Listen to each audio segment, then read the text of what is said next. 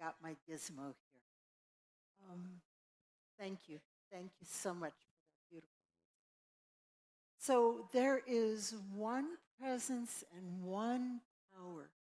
How many people thought of that a bunch of times today before coming to church?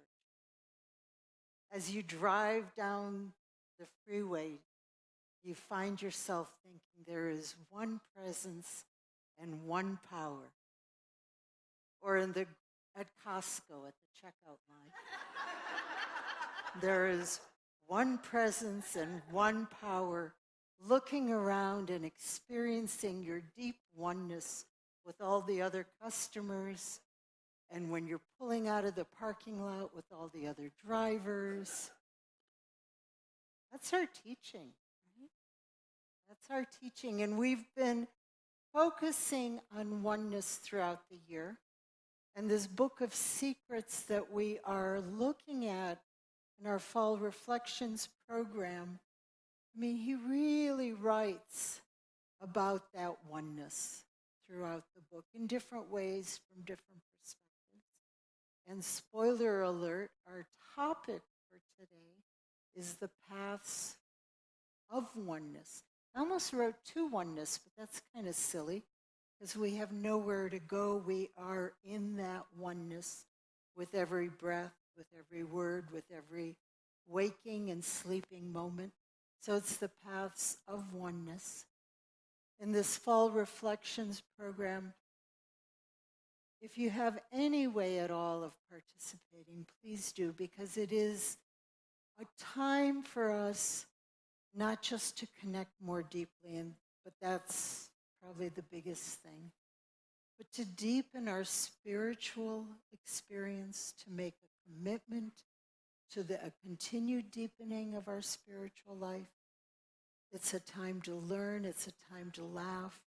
When I first came to Unity, my first year I joined, they called it Spirit Expressing at the church I attended. And I participated every year that I was there, and I was there for 12 years. The last 10, I hosted it, but not just during the 7 weeks, but year-round. And then I went into ministry. So if you participate in these groups, you never know what might happen, right?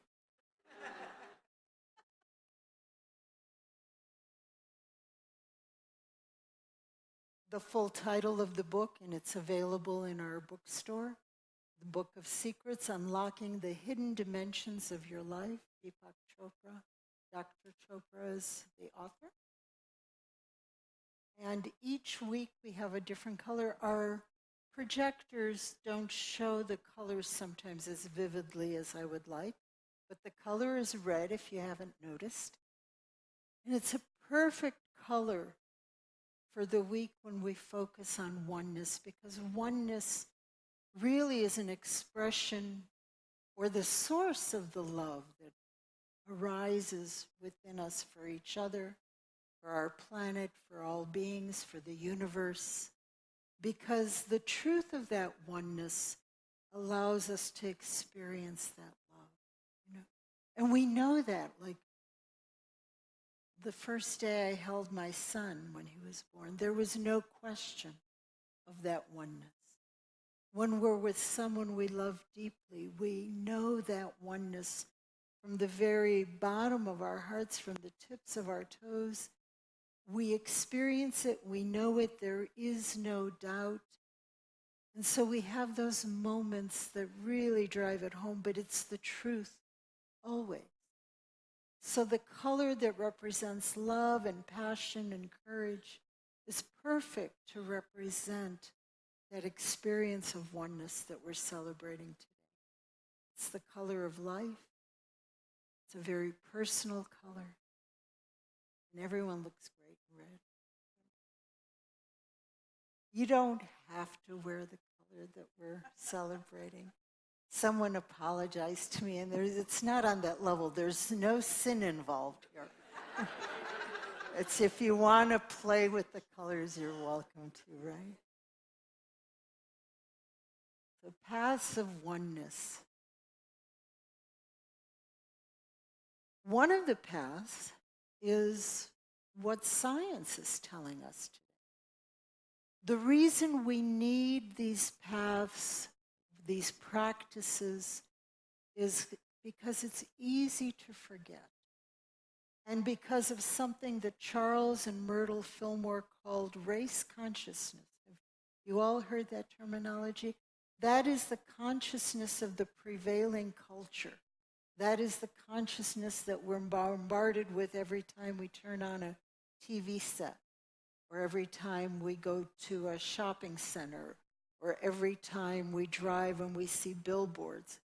Everywhere, everywhere, everywhere, we are bombarded, filled, immersed in a way of thinking and being, in a way of knowing the truth of our reality, right?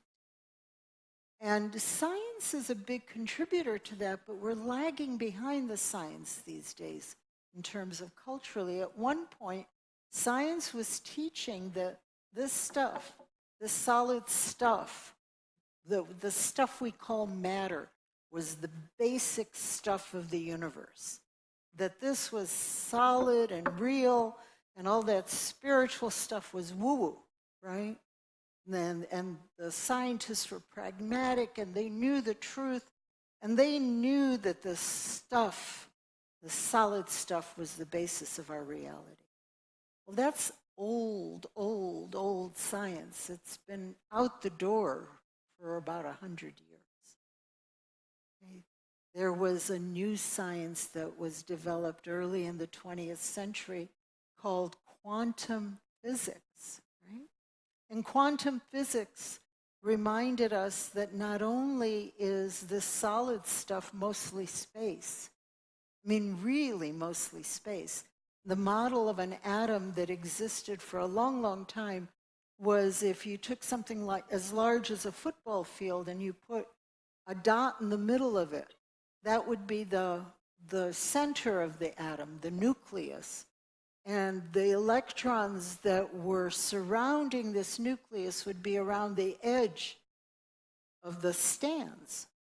So think of how little stuff there is in the stuff. It's mostly space. It's kind of amazing how hard it can feel, considering, right? My knuckles hurt from it. And I've just been pounding on space. And then when quantum physics came in, it said, well, not only is there a lot of space between the stuff, not only is the stuff mostly space, but that stuff flickers in and out of material existence. Each little particle alternates between being a particle and an energy wave. So the physical matter is there and then it's not there. It's there and it's not there. Every split second, it's being recreated many, many times. This is old science now. Our culture hasn't caught up because our culture still seems to default on this stuff being primary. Erwin Schrödinger was one of the first quantum physicists, and he developed the model of the atom based on quantum theory. He's the one that worked with that idea of that those particles flicker in and out of existence. So each atom in your body disappears and reappears, disappears and reappears. Throughout the book, Deepak Chopra talks about that gap, that space before the matter reemerges as creative moments. I mean, why should it reappear as you? I mean, I could reappear as a lizard, right? I mean, theoretically, if all those atoms are flickering in and out. But there is a creative process. We are continuously recreating ourselves, aligned with the creative power that we call God.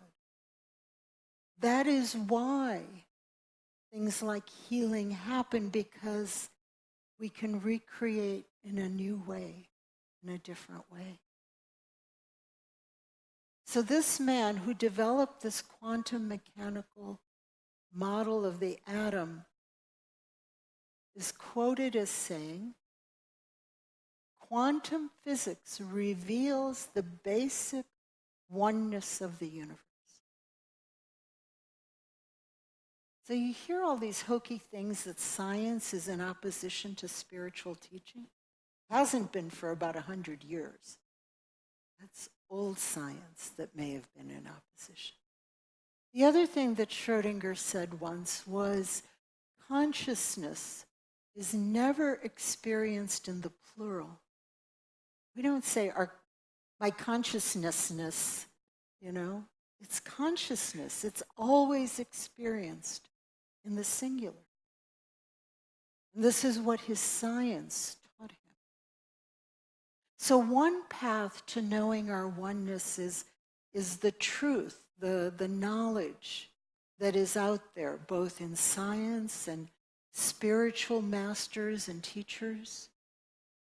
We embrace Jesus as our way shower, our teacher, and Jesus taught us, I and the Father are one.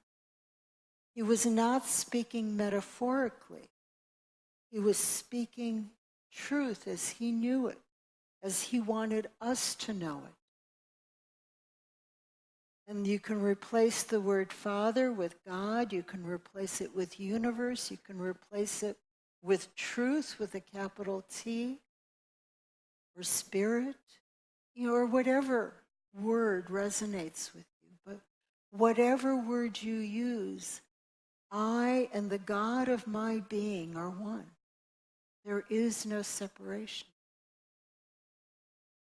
And this is a truth that unity has embraced, and we choose to say it every time we gather for a service. So it's not kind of, hey, this might be a nice idea. This is at the very heart of spiritual understanding. And this, ideally, is the consciousness in which we live. But again, for some reason, our culture hasn't caught up with our science, and we're drawn over and over and over again to get caught up in separateness, to get caught up in competition, to get caught up in fear of each other or fear of circumstances, when the real truth is we're one. Deepak, in this book that we're studying, says all spiritual secrets, all of them, depend on our acceptance of one reality. So the mysteries of spiritual teaching, the mysteries of our life, the secrets that allow us to stay in awe of the truth, all depend on our basic understanding that we are one. Otherwise, they don't make sense. They don't make sense. But if you begin with our oneness, they all fall into place. I mean, why should we forgive 70 times 7 times when so-and-so is a no good such and such, right? Except we're one, and if we don't forgive, it's our hearts that remain troubled and longing for peace. It's that oneness that explains it all. Oh, this is hard to read. I'll have to use a cheat sheet. Thich Nhat Hanh, a Buddhist teacher that we've referred to before, we read one of his books at another fall reflection. He was nominated for the Nobel Peace Prize, and he's been teaching since the Vietnam War, as far as I know. He has a monastery in Plum Village. What he writes is people normally cut reality into compartments and so are unable to see the interdependence of all phenomena. To see one in all, and all in one, is to break through the great barrier which narrows one's perception of reality. So it's not the truth when we create compartments. The truth is we are in all, and all is in us.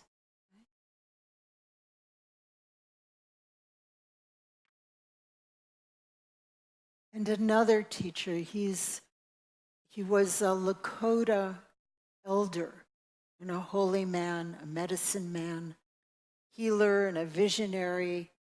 And he had wonderful, wonderful spiritual teachings that he shared. Black Elk. How many people have heard of him? Okay, a few. He describes here actually a mystical experience that he had. He says, I saw more than I can tell, and I understood more than I saw. For I was seeing in a sacred manner the shapes of all things in the spirit, and the shape of all shapes as they must live together like one being. Now, that mystical experience where we immerse in that oneness, where we experience it from deep within, is always difficult to put into words because it is so beyond our language and our words. It's that powerful knowing of the oneness that is God, the oneness that is the truth of our being. And I think he described it beautifully here. The shape of all shapes as they must live together like one being. And I saw that it was holy.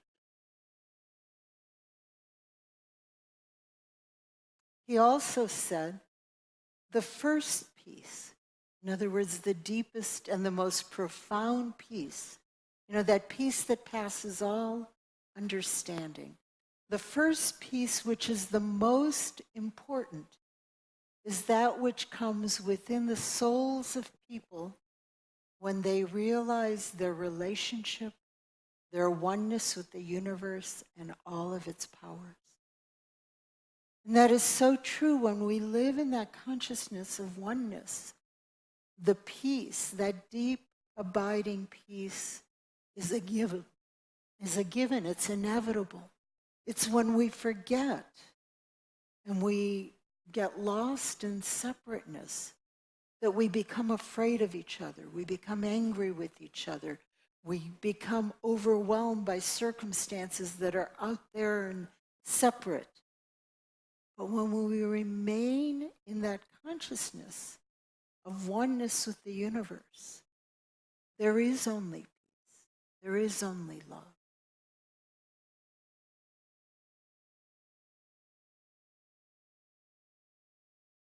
So in the book, because we are studying a book, right? Deepak Chopra talked about 4 pathways of oneness, and these come out of the Hindu tradition. And he wrote about Bhakti Yoga, which is the path of love or devotion for God. And again, we can replace the word God with truth, with spirit, with oneness, but it's devotion or love for that. And, people have different styles, and what might be a perfect path for one person might not be another person's path. And there are people who remember this oneness and who re-immerse in that consciousness of oneness simply out of love for that oneness, for that which we call God, for truth. We're truth students. Unity people are truth students. Remember how that used to be a phrase that was used a lot before? So we're truth students, not out of obligation, but we love and long for that truth. So that's the bhakti path. Karma yoga is another path to knowing that oneness. And that path is a path of selfless action or service. This community is filled with people who live the path of karma yoga. It's just, you are all amazing in that way. And again, like I said, what might be the right path for one person might not be another's. back when I was at Silent Unity working as a supervisor, we went through a time span where Unity wanted to encourage the prayer chaplains at Silent Unity to spend time deepening their spiritual path. Legally, as an employer, Silent Unity could not require people to practice their religion, if you will. So, they were looking for a way kind of to do that without pushing the law too far up against the wall, if you will. And so to the supervisors, it was suggested that we simply take time to talk to the people on our team and ask them about their spiritual practice, show a gentle curiosity and interest, and kind of offer a listening ear if they wanted that, without forcing anybody, of course. But what ended up being was, what got out on the floor was, the supervisors are checking up on us about our spiritual path. And I had one man on my team come in. He goes, I know what you're doing. The reason I'm coming in is I'm supposed to tell you about my spiritual path. I just want to tell you, I don't have a spiritual path. I'm not interested in having a spiritual path. I don't have time for a spiritual path. So he was a great man. I mean, wherever he went, there was this big smile and loving energy and laughter. I mean, it was just wonderful to be in his presence. And so I was sitting talking to him, and I said, so what are you so busy doing? He goes, my wife and I realized how many people are going hungry under the bridges in Kansas City. So we make sandwiches every evening, and we drive them out to the bridges, and we feed the homeless. So I don't have time for this spiritual.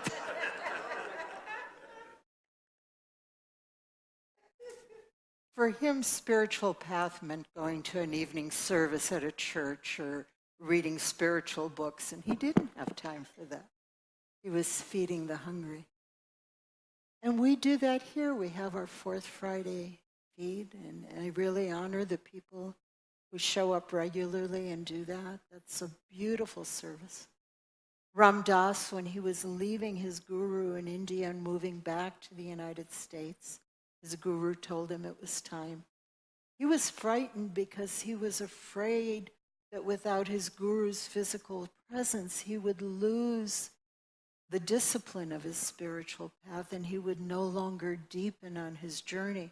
So he went to his guru. He said, tell me what I need to do so I can stay on this path, so I can keep learning and deepening. And his guru said, feed people. And Ram Dass said, yeah, I know, but what do I need to do for my spiritual path, my deepening? And his guru said, feed people. So, that's the path of karma yoga. The other one that Deepak Chopra brings up in his book is Jnana Yoga, and that's the path of knowledge. That's where we pull in the modern day science, or the books by Fillmore, or Catherine Ponder, or, Eric Butterworth, or the scriptures. That pathway is a pathway where we use the power of our mind to deepen our understanding of our oneness. In Unity, we use affirmations. It's those affirmations that help us deepen in what we know. And Raj Yoga, the path of meditation, the path of stillness, of silence. Deepak Chopra writes about the power of going into the gap between thoughts, where we come to know the truth very, very deeply. I shared with you after my sabbatical the experience of meditating by the trees, and how the meditation experience became a mystical experience of oneness with the trees. And that's that type of thing that meditation invites. Now, we all know that the practice is not always that experience. Someone described it, I think it may have been Sonia here as being stuck in a phone booth with a wild tiger or with a psychopath. Okay, same thing. So these are examples of paths, and these are actually paths taught in the Hindu tradition. There are more. And I think there are infinite number of paths that remind us of the oneness that is already the truth. So that you do wake up in the morning and think one power, one presence. And in those traffic jams, one power, one presence. At Costco, it's one power, one presence, right? Always. Deepak says that our task is to make wholeness more real in our lives. Namaste.